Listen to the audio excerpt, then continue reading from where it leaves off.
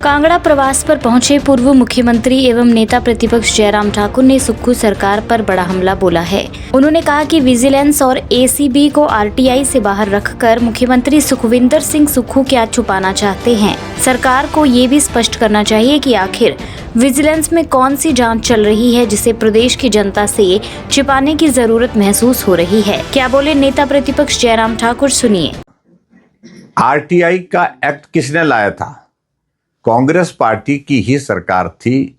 मनमोहन सिंह जी देश के प्रधानमंत्री थे, तो उन्होंने आरटीआई का एक्ट ला करके जो है पूरे देश में राइट टू इंफॉर्मेशन की एक शुरुआत की थी।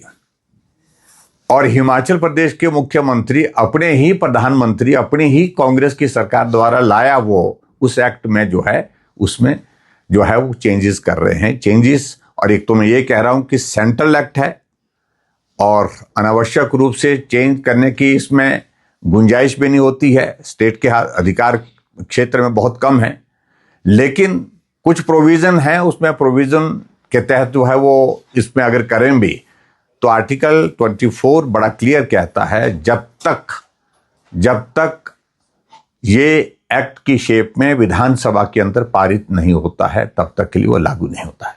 एक बात। दूसरी बात मैं इसमें जरा और थोड़ा सा मैं कहना चाह रहा हूं कि आखिरकार आवश्यकता क्या पड़ी इसकी। आप विजिलेंस और एंटी करप्शन ब्यूरो, इन दोनों को जो है वो आप इस आरटीआई के दायरे से बाहर क्यों निकाल रहे हैं? सच्चाई है कि मुख्यमंत्री जी ने हिमाचल प्रदेश में अपनी ही सरकार के एक बड़े नेता के खिलाफ विजिलेंस के आदेश कर दिए, इंक्वायरी के आदेश कर दिए। और इंक्वायरी के आदेश करने के बाद आरटीआई के तहत लोग उसकी इंफॉर्मेशन ले रहे हैं, वो देना नहीं चाह रहे हैं क्योंकि ऊपर से कांग्रेस पार्टी का दबाव पड़ गया है कि वो इंफॉर्मेशन देनी नहीं।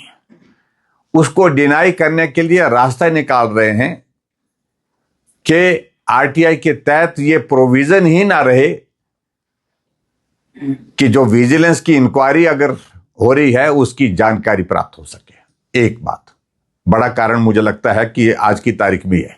दूसरा, सीधी सी बात है, वो एक कोशिश कर रहे हैं कि आने वाले समय में कुछ ऐसी चीजें, यानी कि जो एजेंसीज हैं इन्वेस्टिगेशन के लिए, उनका दुरुपयोग करने की मानसिकता दिख रही है।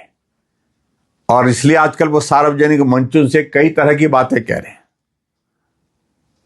और मैं इस बात को बड़ा साफ कहना चाह रहा हूं कि इस चीज की इजाजत नहीं दी जाएगी। अगर एजेंसीज को दुरुपयोग करने की कोशिश करेंगे तो कानून का रास्ता सबके लिए खुला है। हिमाचल से जुड़ी हर बड़ी अपडेट के लिए बने रहिए EWN24 news, choice of Himachal के साथ।